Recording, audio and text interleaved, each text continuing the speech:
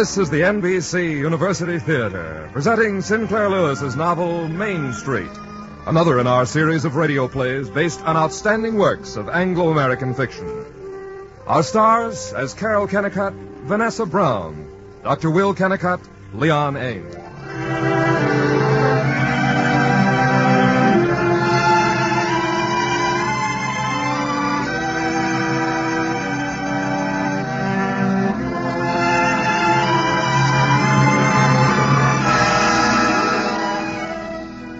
As the first American to win the Nobel Prize for Literature, Sinclair Lewis is the realist, the photographer whose lens presented America to Americans with a sharpness that made them angry, amused, self-critical, and ashamed, made them accept his hatreds and his loves.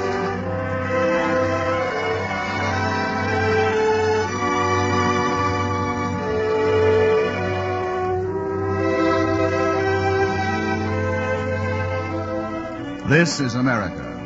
This is Gopher Prairie, a town of a few thousand in a region of wheat and corn, dairies and little groves. But its main street is the continuation of main streets everywhere.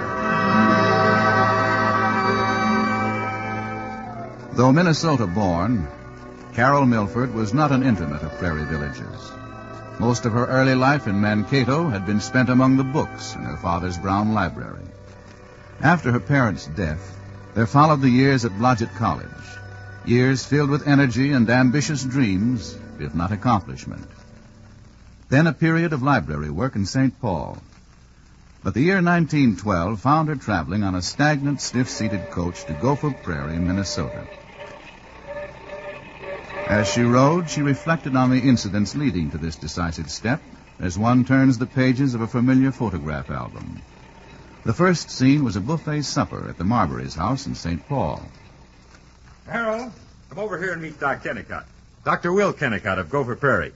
He does all our insurance examining up in that neck of the woods, and they do say he's some doctor. How do you do? Well, I'm pleased to meet you. Here, let me get a chair for you. Thank you. Marbury tells me you're a high mogul in the public library. Oh, well, no. I was surprised. I didn't hardly think you were old enough. I thought you were still in college, maybe. Oh, I'm dreadfully old. Oh, probably too old to be my granddaughter, I guess. How do you like your work? It's very pleasant. Don't you get sick of the city? St. Paul? Why, don't you like it? Well... Oh, I don't know of any lovelier view than when you stand on Summit Avenue and you look across Lower Town to the Mississippi and to the uplands beyond. I know, but... Well, you don't get to know folks the way you do up home. Now, I feel I've got something to say about running Gopher Prairie. But you take it in a big city of 200,000-300,000, well, I'm just one flea on a dog's back. Do you know Gopher Prairie at all? No, but I hear it's a very nice town. Nice? Say, honestly, of course I may be prejudiced, but well, I've seen a lot of towns. One time I went to Atlantic City for the AMA meeting. And I spent practically a week in New York. But I never saw a town that had such get-up-and-go people as Gopher Prairie. Do you like your profession? Oh, there's nothing like it. It keeps you out.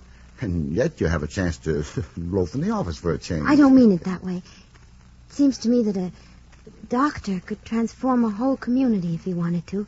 If he saw it. He's usually the only man in the community who has any scientific training, isn't he? Yes, that's so. But I guess most of us get rusty. Now, what we need is women like you to jump on us. It'd be you that would transform the town. Oh, no. I haven't... You're just the one. Now, you have ideas without having lost feminine charm. Say, don't you think there's a lot of these women that go out for all these movements and so on that sacrifice...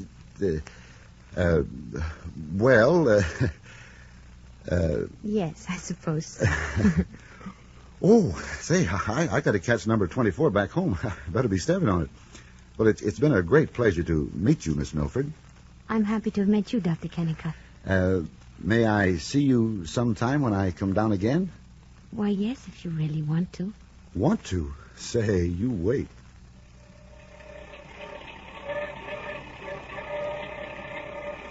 Of the lovemaking of Carol and Will Kennicott, there's nothing to be told. which may not be heard on every summer evening, on every shadowy block. And then, on a windswept September day, after a year of conversational courtship... Honestly, Will, I just don't know. Come on. Come to Gopher Prairie, Carol. Show us. Make the town, well, make it artistic. It's mighty pretty, but I'll admit we aren't too darned artistic. Make us change. I'd like to someday, Will. Well, do it now. You'd love Gopher Prairie. Best people on earth. And keen. Of course, none of them have your finesse, you might call it, but they're all keen. Come on. We're ready for you to boss us. But Will... Oh, you know I'm in love with you, Carol. You say I'm so darn materialistic. Well, how can I help it unless I have you to stir me up? Now, you say a doctor could cure a town the way he does a person. Well, you cure the town, and I'll be your surgical kit. Oh, there's no use saying things.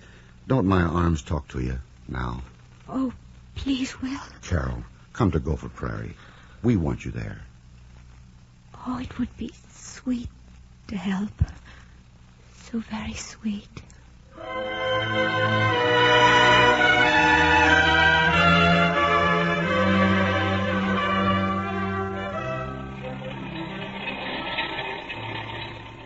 After a wedding trip in the Colorado mountains, they were on their way home.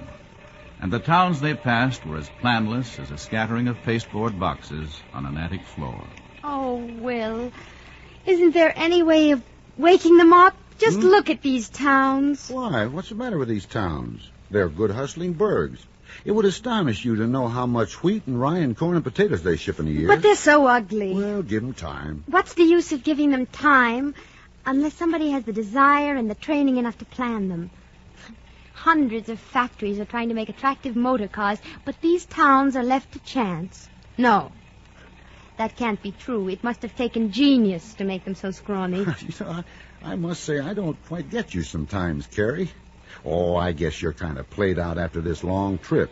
You'll feel better when you get home and have a good bath and put on that blue negligee. You know, that's some vampire costume. Well, we're home, Carrie. Look. There's a bunch come down to welcome us. They see us. They're waving. Wave back to them, Carrie. Oh, Will. Come on now. Come on, let's get off.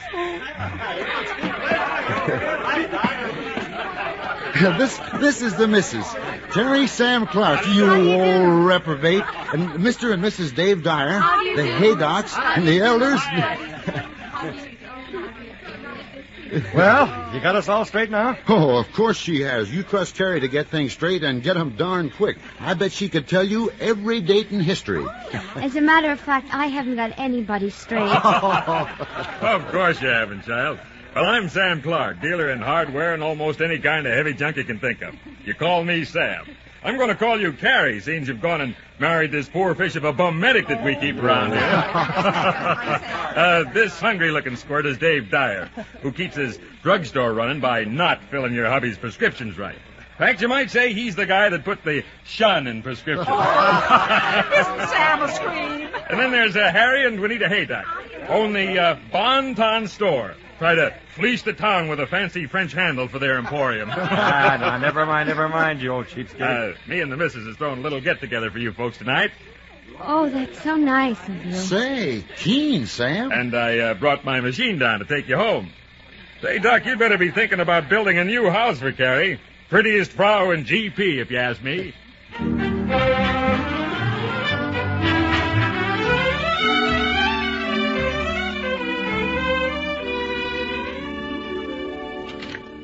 Carrie, I'm right here, Will. Oh, I didn't see you, honey.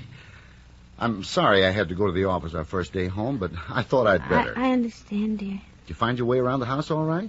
Yes. Well, what else you been doing today? Well, let's see. I walked the length of Main Street and back.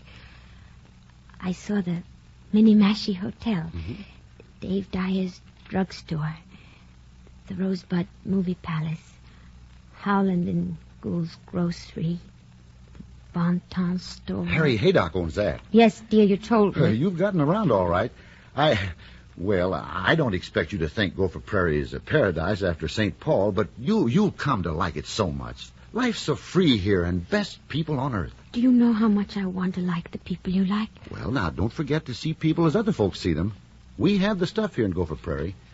Did you know that Percy Bresnahan came from here? Percy Bresnahan? Yes, you know, president of the Velvet Motor Company of Boston, Massachusetts. Makes the Velvet 12, biggest automobile factory in New England. And he comes back here for bass fishing almost every summer. Say, we better eat. It'll be time to get over to Sam's place soon.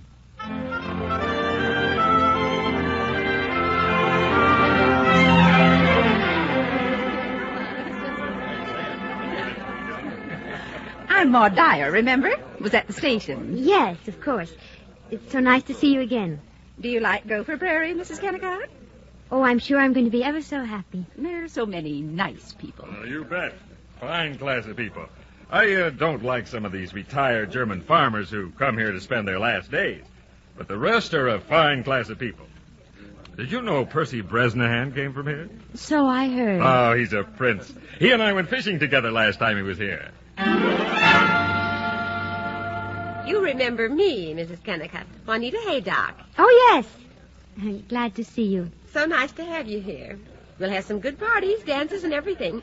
You'll have to join the Jolly 17. We play bridge every week and have a supper once a month.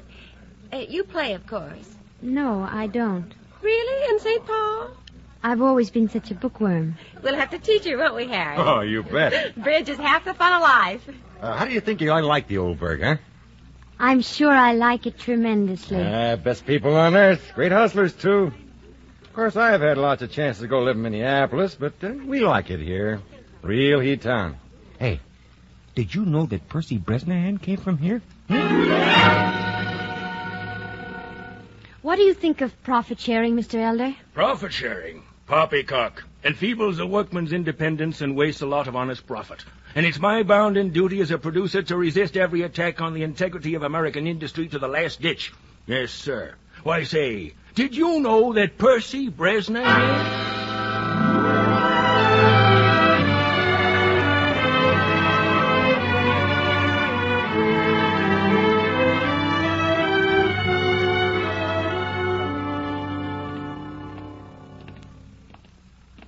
Did you like them, honey? They were terribly sweet to me. They thought you were great, too. Only, Yes? Well, I'd be a little more careful about shocking folks, Carrie. I mean, well, a lot of people here don't have the, progressive ideas you have, and I wouldn't give them a chance to criticize me. Do you care if they think my ideas are a little strange, Will? Me? Why? I wouldn't care if the whole world thought you were this or that or anything else. You're my... Well, you're my soul.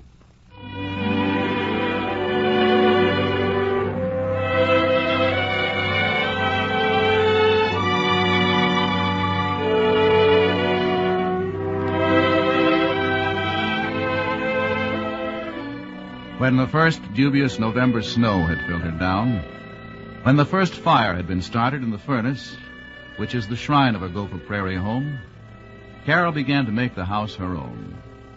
She redecorated only the living room, but everyone in town took an interest in the refurnishing, particularly Mrs. Bogart, who lived across the alley. Mrs. Bogart was a widow, a prominent churchwoman, and a good influence.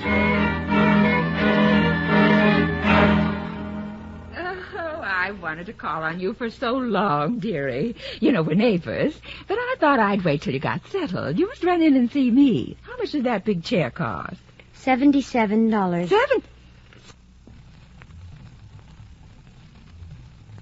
Sakes alive. Well, I suppose all right for them that can afford it. Of course, as our pastor said once at the Baptist church. By the way, what church were you raised, Miss Kennicott? Why, I went to Congregational as a girl in Mankato, but my college was Universalist. Yes. You were saying, Mrs. Bogart? Oh, yes, our church. We haven't seen you there yet, you know.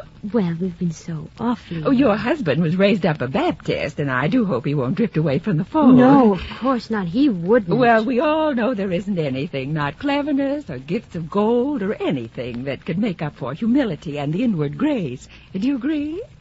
Well, I... The trouble with the world today is lack of spiritual faith. People thinking they've got to waste money, have bathtubs and telephones in their houses. I heard you were selling the old furniture cheap. Yes. Well, of course you know your own mind. But I can't help thinking that... Yes, Mrs. Bogart. I can't help thinking when Will's ma was down here it was good enough furniture for her. Mr. Kennicott has told me all about her. She used to run in to see me real often. I just wanted you to know that, well, when you find you can't depend on a lot of these gadding young folks like the Haydocks and the Dyers, you may be glad to know that slow old Auntie Bogart is always right there. I will remember, Mrs. Bogart. Oh, and we could have a nice visit with none of the terrible gossiping these younger women like to do.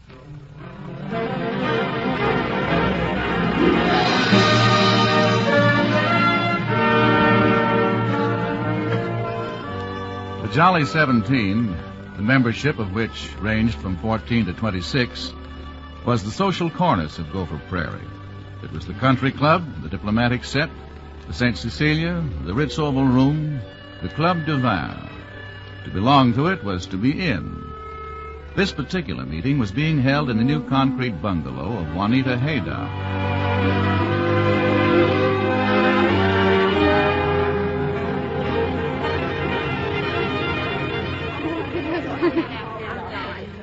Oh, you're a naughty one, Mrs. Kennicott. Not learning to play bridge yet in all this time?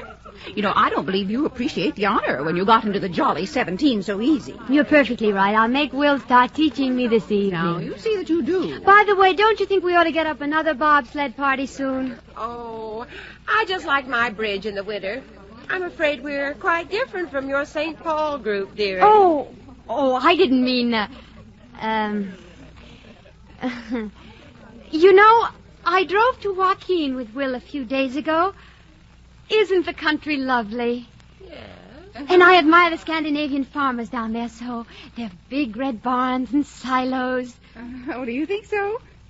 Jack Elder says the Svenskas that work in the planing mill are perfectly terrible. So silent and cranky. Yes, and they're simply ghastly hired girls. I swear I work myself to skin and bone trying to please my hired girls when I get them. They can have their gentlemen friends call on them in the kitchen, and they can eat the same as we do if there's anything left. Well, they're ungrateful. All that class. Isn't it possibly the fault of the mistresses if the maids are ungrateful? Well, for generations we've given them the leavings of food and holes to live in. How much do maids get here? What, anywhere from $3.50 to $5.50 a week. How much do you pay, Mrs. Kennicott? Why, I pay $6. Don't you think it's hard on the rest of us when you pay so much? I don't care. A maid has one of the hardest jobs on earth. She works from 10 to 18 hours a day. She has to wash slimy dishes and dirty clothes. She tends the children. She runs to the door with wet, chapped hands. Well, really, Mrs. Kennicott, it's just plain to see you don't think like us in Gopher Prairie. Shall we start another rubber, Juanita?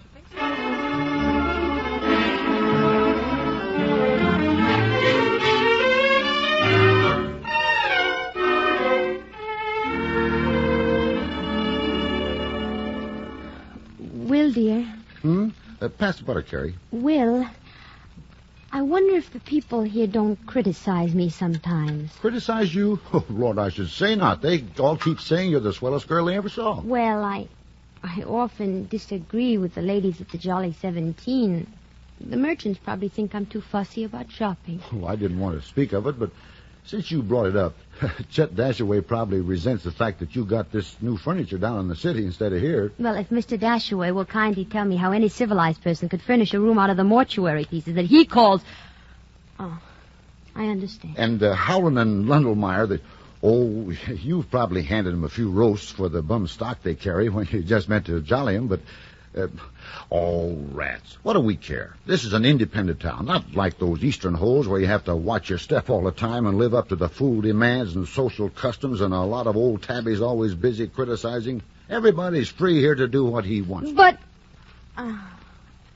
well, Will, maybe you could help me to... Well, if you'd only tell me a little more about your cases... I want to know. I want to understand. Sure, you bet. For instance, what did you do today? Do today? How do you mean? Medically. I want to understand. Today, there wasn't much of anything. A couple of kids with belly aches and a sprained wrist and a fool woman that thinks she wants to kill herself because her husband doesn't like her and, just routine work. But the unhappy woman doesn't sound routine. That's just a case of nerves. You can't do much with these marriage mix-ups. Dear, please, will you tell me about the next case that you do think is interesting? Sure, you bet. I'll tell you anything that... Say, that's pretty good salmon. Did you get it at Howland's?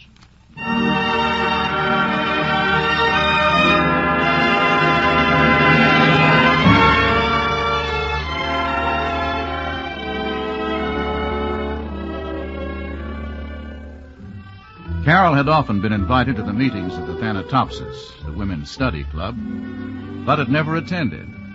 Then one day in early March, Mrs. Luke Dawson, wife of the richest man in town, fluttered piteously into Carol's living room. Oh, Mrs. Kennicott, I'm in such a fix. I'm supposed to lead the discussion of the Thanatopsis Club tomorrow, and, I'm frightened to death. I wonder if you'd come and help. What's the subject? English poetry. Really? Poetry? Yes. I'd love to come. What poet are you taking up tomorrow? Why, the English ones. Not all of them. Well, yes. Yes, we're learning all of European literature this year.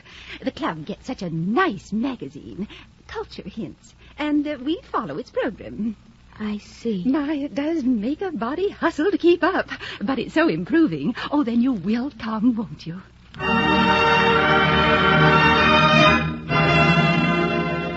Shakespeare was born in 1564 and died in 1616. He lived in London, England, and Stratford-on-Avon, which many American tourists love to visit. Many people believe that Shakespeare was the greatest playwright who ever lived, also a fine poet. Not much is known about his life. Robert Burns was quite a poor boy, and he did not enjoy the advantages we enjoy today. And though the lords and earls may have looked down upon him, his pieces about the mouse and other rustic subjects have given joy to many. I'm so sorry I have not the time to quote some of them.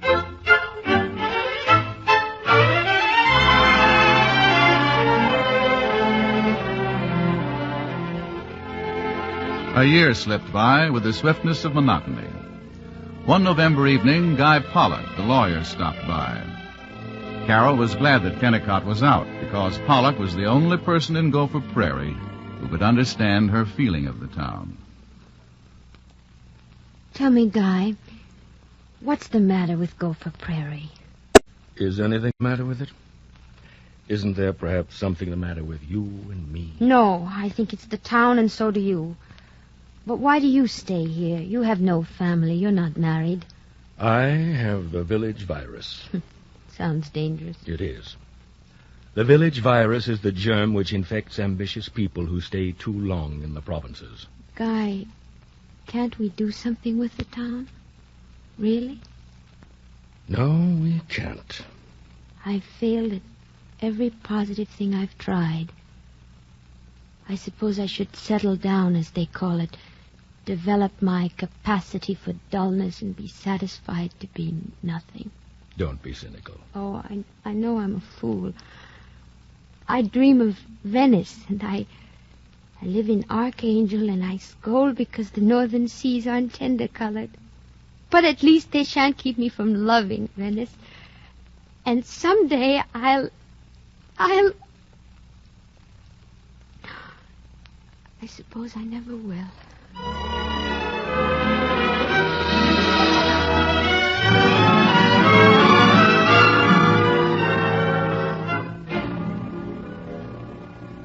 That night, Carol and Kennicott had their first real argument. It started calmly with a discussion of the family budget. But within 10 minutes... Heavens knows I want to be fair, but I expect others to be fair, too. And you're so high and mighty about people. What? Now, you take Sam Clark. That's the best soul that ever lived. Honest and loyal and a darn good fellow. Well, you've got him so leery he scarcely dares to come here. How do I frighten him, if I do? You do, all right.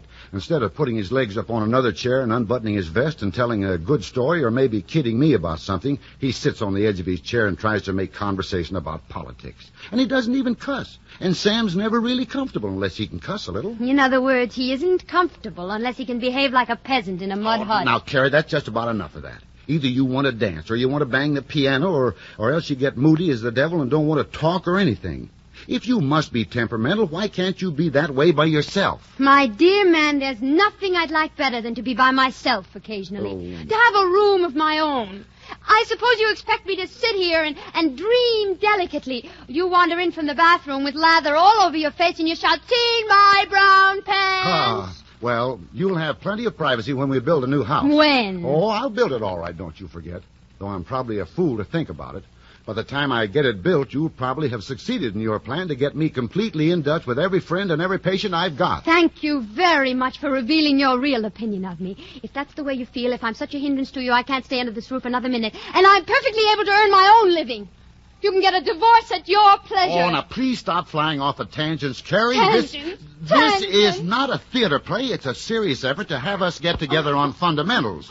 Now, we've both been cranky and said a lot of things we don't mean. Now, let's cut out jabbing at each other. You know you feel superior to folks, Carrie. So? You're not as bad as I say, but you're not as good as you say. No, not by a long shot. Now, why can't you take folks as they are?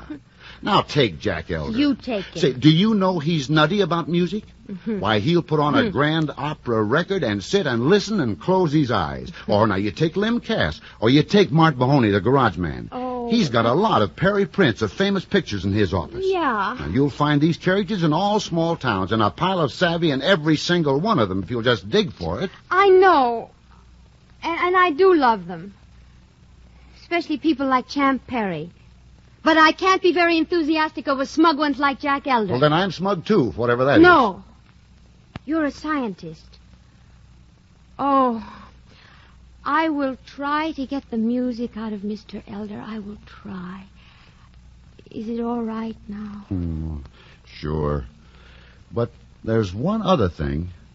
You might give me some attention, too. That's not fair.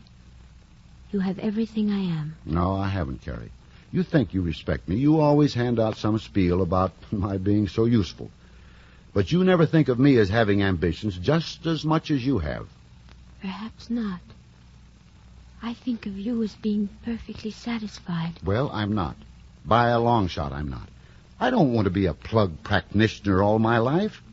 I want to put enough money away so that you and I can be independent someday and not have to work unless I feel like it. You never worry about what might happen if we get sick and didn't have a good fat wad salted away, do you? I suppose I don't. Well, then I have to do it for you. I want to have a squint at the world as much as you do, only I'm practical about it. First place, I'm going to make the money. I'm investing in good, sound farmlands. Do you understand why now? Yes. Then will you try and see if you can't think of me as something more than just a dollar-chasing roughneck? Oh, my dear, I haven't been just. I'm difficult. And from now on, I love Sam Clark. I promise I will.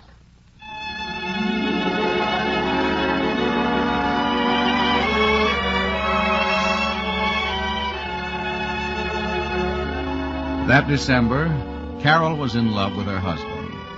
Then for 3 years, which passed like one curt paragraph, she ceased to find anything interesting save the birth of her son. He became her reason for living.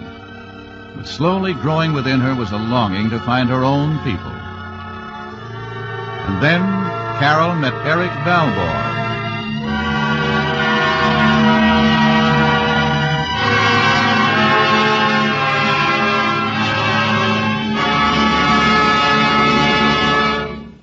You're listening to the NBC University Theater, starring Vanessa Brown and Leon Ames in a 1-hour dramatization of the Sinclair Lewis novel, Main Street. We will resume the story following a pause for station identification.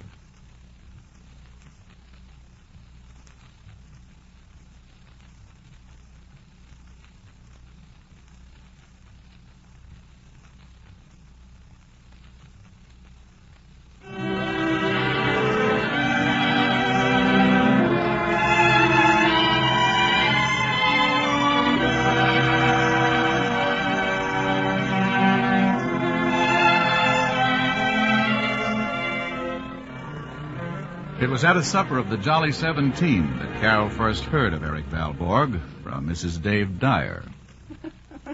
Have you folks heard about this young fellow that's come to town? This Eric Valborg? Well, you know, he's working in Nat Hicks' tailor shop. I bet he doesn't make 18 a week. But my, isn't he the perfect gentleman, though?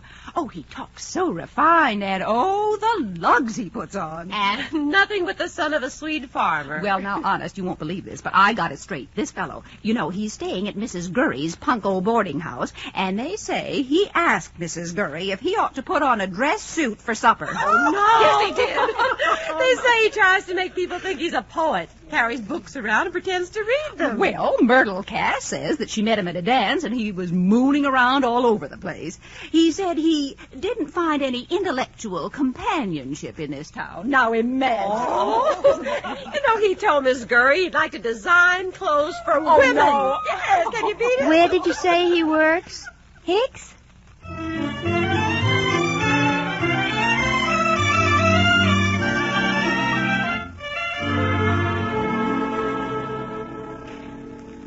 Can I get these pants pressed? When do you want them? Monday? All right. What name? Kennicott. Kennicott. Oh, Kennicott. Well, you must be Dr. Kennicott's wife. Yes. Oh, I've heard about you. Myrtle Cass was saying you got up a dramatic club last year. Gave a dandy play. Now, I've always wished I had a chance to belong to a little theater. It wasn't a dandy play. It was a miserable failure. But you suppose it could be possible to get up another dramatic club this coming fall? Pretty hopeless. But I suppose we could try. Have you had any experience? Just a bum club that some of us got up in Minneapolis when I was working there. Look, if you didn't want to use me as an actor, I'd love to design the costumes. You see, someday I hope I can get away from this fool tailoring when I have the money saved up. I want to go east and study art drawing, become a high-class dress designer. Or do you think that's a fiddling ambition for a fellow? I was brought up on a farm. A lot of people kid me about it. What do you care? By the opinions of casual strangers. Oh, I don't really, but I asked you because, well, you're not actually a stranger. Oh? Myrtle Cass has spoken about you so often I wanted to call on you and the doctor, but I didn't quite have the nerve. Should we see if we really could get up a new dramatic club? I'll tell you. Come to my house this evening about 8. We'll talk it over.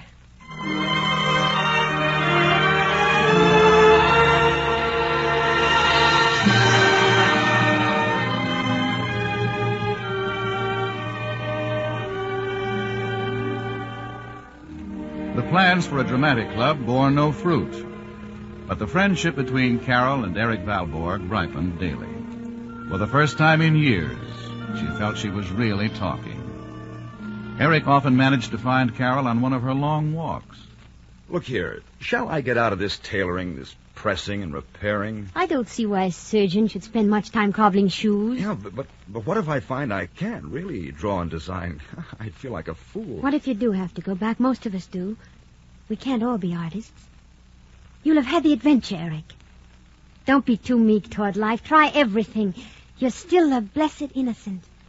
Go and play till the good people capture you. But I don't just want to play. I want to make something beautiful. Do you understand? Nobody else ever has. Do you? Yes. Oh, I don't want to deny the prairie future. It'll be magnificent. But equally, I'm hanged if I want to be bullied by it, go to war on behalf of Main Street, never do anything original or gay-colored that would help to make the future. Go, Eric. Go before it's too late. It has been for some of us. Why aren't you happy with your husband? You... Well, he doesn't care for the blessed, innocent part of you, does he? Eric, you mustn't. Well, first you tell me to go and be free, and then you say I mustn't. I meant you... You mustn't. You must be more impersonal. Well, I'm darned if I will. We'd better start back now. You're younger than I am. I'm at least... You're younger than I am. Your lips are for songs about rivers in the morning, lakes at twilight. Oh, I don't see how anybody could ever hurt you. Yes, we'd better go.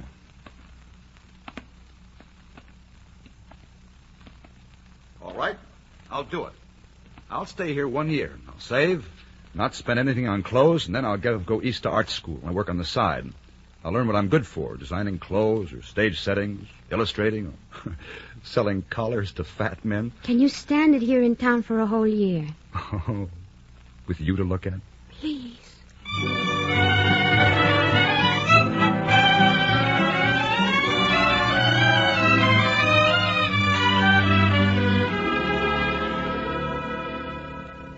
Would you have some coffee, Mrs. Bogart? Oh, no, thank you, dearie. I can't stay long.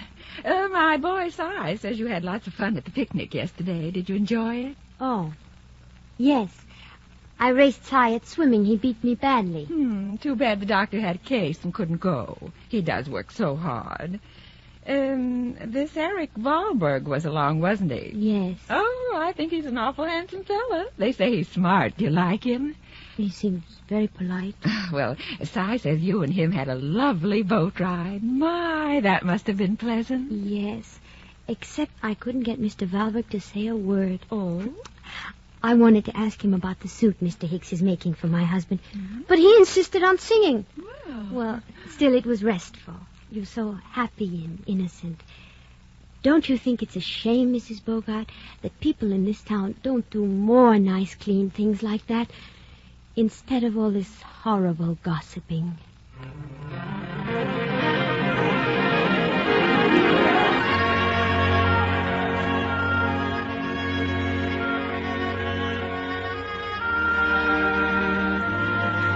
Few of the aristocrats of the Jolly 17 attended the humble folk beats of the Baptist and Methodist church suppers.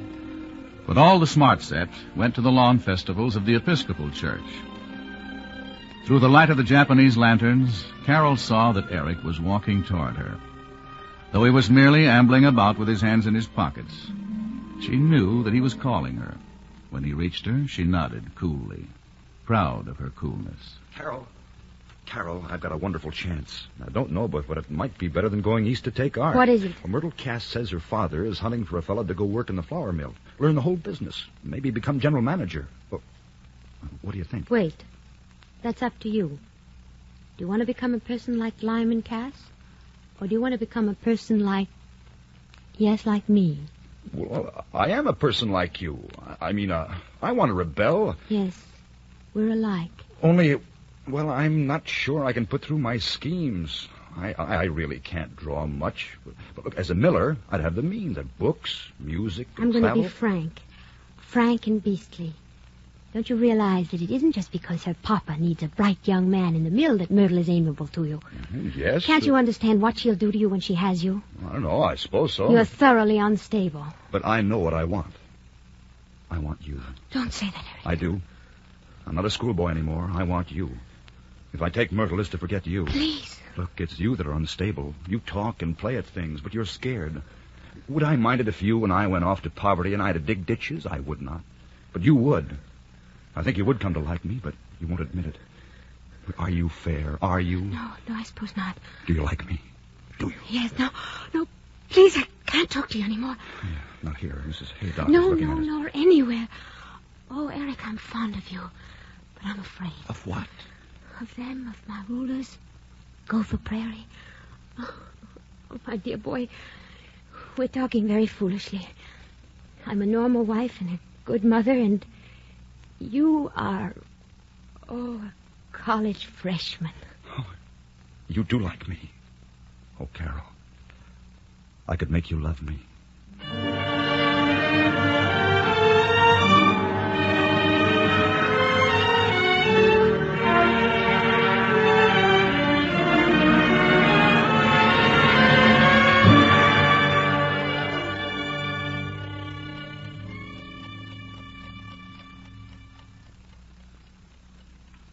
Did you open the window, Will? Mm-hmm.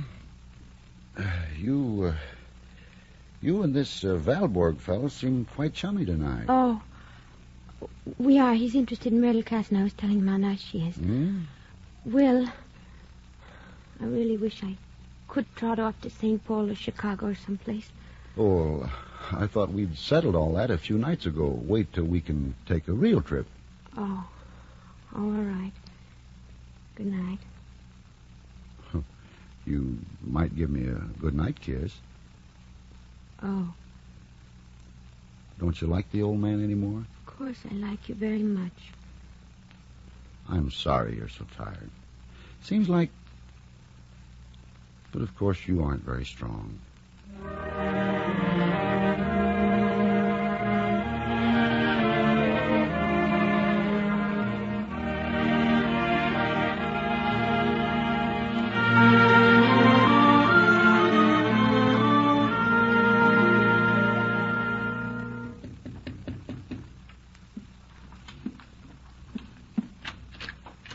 Eric! I saw your husband driving out of town. Look, I've got to talk to you. Come for a walk. But Yeah, I know. People might see us. But they won't if we hike into the country. Look, I'll wait for you by the grain elevator. Take as long as you want. Oh, come quickly. In a few minutes. Oh,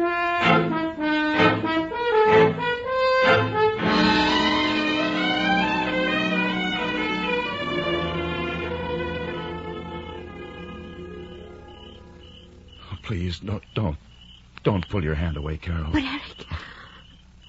I love you, Carol. Don't you? I'm fond of you, Eric. And it isn't just a talky fondness. Only you and my son need me. I've wanted so to be wanted. Carol, you do love me. No, I don't. Can't you understand? Everything crushes in on me so. All the gaping, dull people. Please be my friend. But don't let's hurt each other. But I can't just be your friend. We would hurt each other. I wanted to tell you if that was your answer. I'm going away. Eric. I know I can't make anything but trouble for you here. Where will you go? Chicago. Oh, I'll find some sort of job. Anything would be better than this. You're right. I'm glad you're going, Eric. You're... Who's this? Hello there. Will. Oh. Hello. Having a walk? Uh-huh. Yes. Pretty wet, isn't it? You better ride back. Jump up in front, Valborg.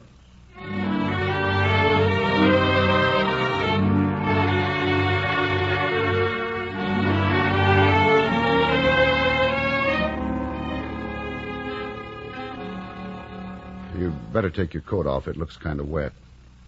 Yes. All right. Here, I'll hang it up. Thank you. We'll let it hang there till it dries. Well, Carrie, you'd better cut it out now. Will. Now, I'm not going to do the outraged husband stunt. I like you and I respect you, and I'd probably look like a boob if I tried to be dramatic. But I think it's about time for you and Valborg to call a halt before you get in Dutch. Do you? Of course, I know all about it. What do you expect in a town as full of busybodies as this is? If you would just... Of course, I know you like him. But don't you realize that if Ma Westlake or Mrs. Bogart or a few others got started, they'd drive you up a tree and you'd find yourself so well advertised as being in love with this Valborg that you'd have to be, just to spite her. You make your side clear. Now let me give you mine. Is it only you and the baby that want me to back you up? No. They're all on me, the whole town, and you welcome them. You encourage them to drag me down into their caves. Eric was only a dear friend, but those vicious... Carrie, I won't stand it, you hear? Now. Right now I'm done. I don't belong to Gopher Prairie, and I'm going. I'm not asking permission. I'm simply going. Do you mind telling me, if it isn't too much trouble, how long you're going for? I don't know. Perhaps for a lifetime. I see. Well, of course, I'd be tickled to death to sell out my practice and go anywhere you say. Would you like to have me go with you to Paris and study art, maybe, and wear velveteen pants and a woman's bonnet and eat spaghetti? No.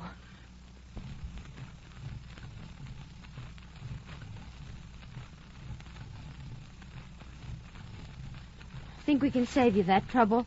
You don't understand. I'm going. I really am and alone. I've got to find out what my work is. Work? Work, sure. That's the trouble with you, Carrie. If you had 5 kids and no hired girl and had to help with the chores like these farmers' wives, then you wouldn't be so discontented. I know. That's what most men and women like you would say. These businessmen, tired from their crushing labors of sitting in an office 7 hours a day, would calmly recommend I have a dozen children. No one loves their child more than I do. But solitary dishwashing and children isn't enough to satisfy me or many other women. We're going to chuck it.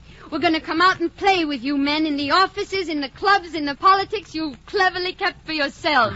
Of course, a little thing like our son makes no difference. It makes all the difference. That's why I'm going to take him with me. Suppose I refuse. You won't. Oh, Carrie, what the devil is it you want anyway? Oh, conversation? No. It's much more than that. I think it's a greatness of life. A refusal to be content with even the healthiest mud. But don't you know that nobody ever solved a problem by running away from it? Perhaps, and even if I am cowardly and run away, all right. Call me anything you want to. I've been ruled too long by the fear of being called things. I have a right to my own life. So have I to mine. Well? I have a right to my life, and you're in it. You're my life. You've made yourself so. I'm darned if I'll agree to all your freak notions, but I will say that I've got to depend on you. You never thought of that, did you? You have a right to me if you can keep me. Can you?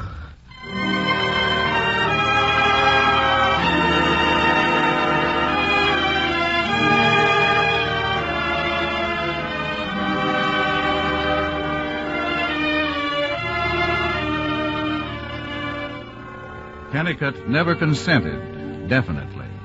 At most, he agreed to a public theory that... Carrie's going to take a short trip and see what the East is like in wartime. She went to Washington in October and found employment in the Bureau of War Risk Insurance. The chart which plots Carol's progress is not easy to read.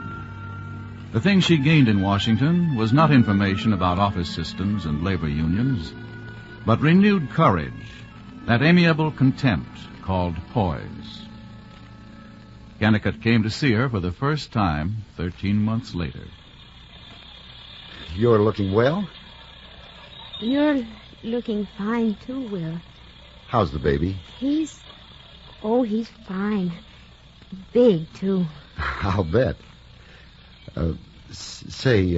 Carrie, now, I don't want to butt in on any plans you've made or anything, but if you've got the time for it, I'd like to chase around Washington and take in some restaurants and shows and stuff and forget work for a while. Yes, of course.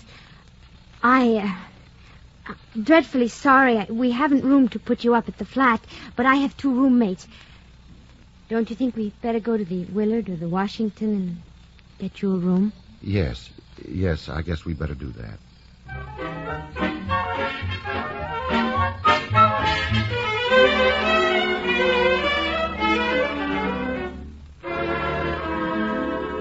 Say, that was a fine dinner. I'm glad you brought me to this place. You call it a shore dinner, huh? Mm-hmm. Sure has been keen these days, Carrie, seeing all the sights of Washington. You know, I wish I'd had a shot at places like this. Maybe if I'd been caught early and sent to concerts and all that, would I have been what you call intelligent? Oh, my dear, don't be humble. You are intelligent. For instance, you're the most thorough doctor that... You did like those pictures I showed you of GP pretty well, didn't you? Yes, of course. Wouldn't be so bad to have a glimpse of the old town, though, would it? No, it wouldn't. But please understand me, that doesn't mean I withdraw all my criticism. Oh, no, sure not. I understand. But I know it must have been pretty tiresome to have to live with anybody as perfect as I was.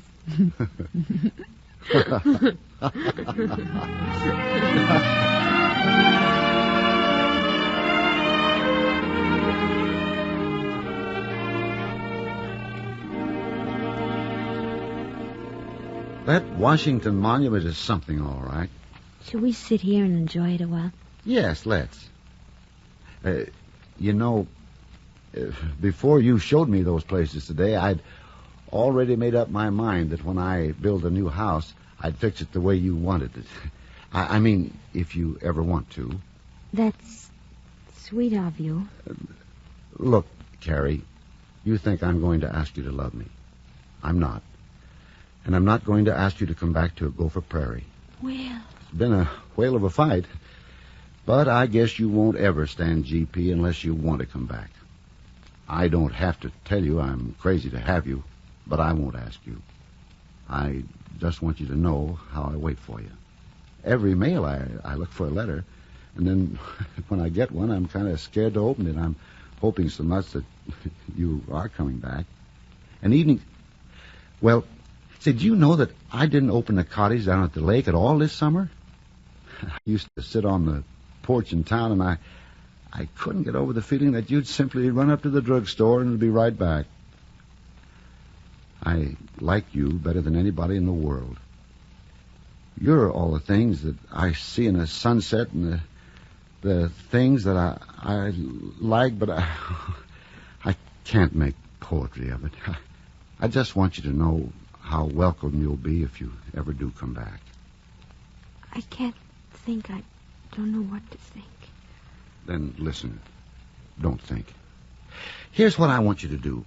Get a 2 weeks leave from your office. Let's run down to Charleston and Savannah and maybe Florida. A second honeymoon? No. Don't call it that, Carrie. Call it a second wooing.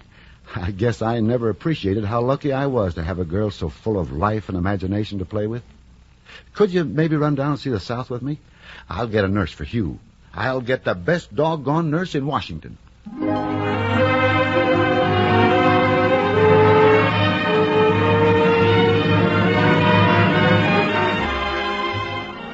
Did you want to dance again? Not so soon, Dr. Kennicott. I think I'm getting old. Shall I go back to Gopher Prairie with you? Decide for me. I'm tired of deciding and undeciding. No, you've got to do your own deciding. As a matter of fact, in spite of this honeymoon, I don't think I want you to come home. Not yet. What? I want you to be satisfied when you get there. Oh, I'll do everything I can to keep you happy, but I'll make lots of breaks. So I want you to take time and think it over.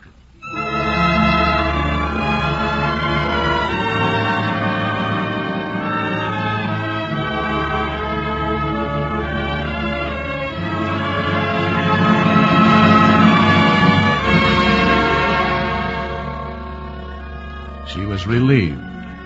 She still had a chance to seize indefinite freedom, but she also had a firmer respect for her husband. It had not occurred to her before that there was also a story of Will Kennicott, into which she entered only so much as he entered hers. Kennicott went back to Gopher Prairie. Carol talked at dinner to a generalissima of suffrage. Should I go back? Should I? I keep asking myself over and over. What do you think, Miss Kilby? My dear, I'm perfectly selfish. I can't quite visualize the needs of your husband. And it seems to me that your baby will do quite as well in the schools here as in your barracks at home. Then you think I better not go back? Ah, it's more difficult than that. Oh. Carol, did you come to conquer the East, as people say, or did you come to conquer yourself? I'm not sure, really. I'm afraid I'm not heroic. I certainly wasn't out home. Why, I didn't do big, effective It's not things. a matter of heroism, it's a matter of endurance. Your Middle West is double Puritan. There is one attack you can make on it. You can keep on looking at one thing after another and asking why it is, and who first laid down the law that it had to be that way. If enough of us do this, impolitely enough, then we'll become civilized in merely 20,000 years instead of the 200,000 that my cynical anthropologist friends allow. I will go back. I will go on asking questions. I'm going to ask Ezra Stowbody why he's opposed to the nationalization of railroads. And I'll ask Dave Dyer why a druggist is always pleased when he's called doctor. Maybe I'll even ask Mrs. Bogart why she wears a widow's veil that looks like a dead crow.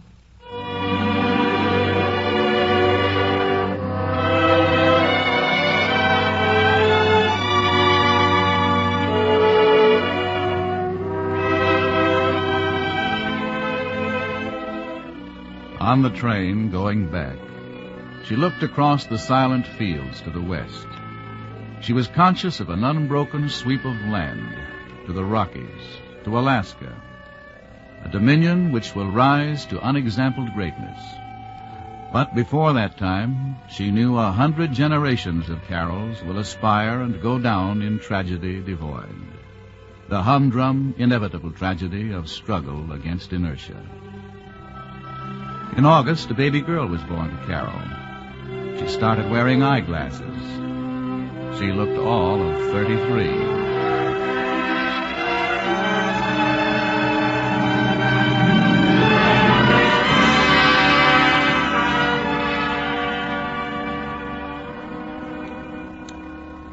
Oh, they're too much for me. Wish I could find that collar. Who is? I've been thinking of getting up an annual community day. And the whole town could have sports and a picnic and dance. But Bert Tibby, why did you ever elect him mayor? He's taken my plan completely away from me, and he intends to have a lot of dry political speeches. Yes, it would jar you to have Bert butting in. That darn collar certainly is gone for keeps. But I have one in this. I've never excused my failures by sneering at my aspirations, by pretending to have gone beyond them. I don't admit that Main Street is as beautiful as it should be. I don't admit that Gopher Prairie is greater or more generous than Europe. I don't admit that dishwashing is enough to satisfy all women. I may not have fought the good fight, but I've kept the faith. Sure, you bet. Well, I guess it's time to turn in. Hey, it feels to me like it might snow tomorrow. I got to be thinking about putting up the storm windows pretty soon. Say, did you notice whether the girl put that screwdriver back?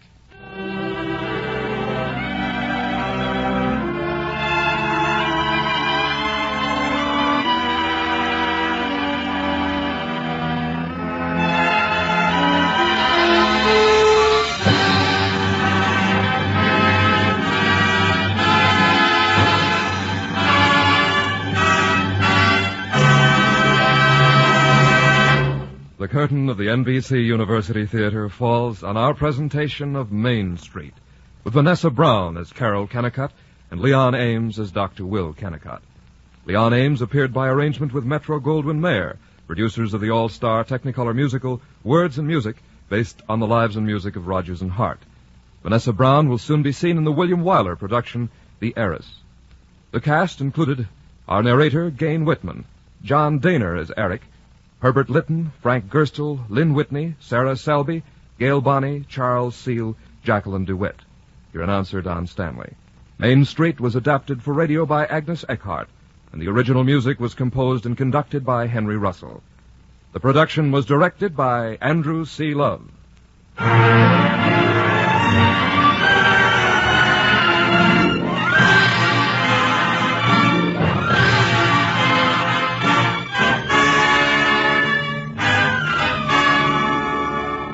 Next week, at the usual time, the University Theater resumes its regular series, dramatizing the works of modern British and American authors, with John Steinbeck's great novel, The Grapes of Wrath, starring Jane Darwell in her Academy Award-winning role, Ma Jones.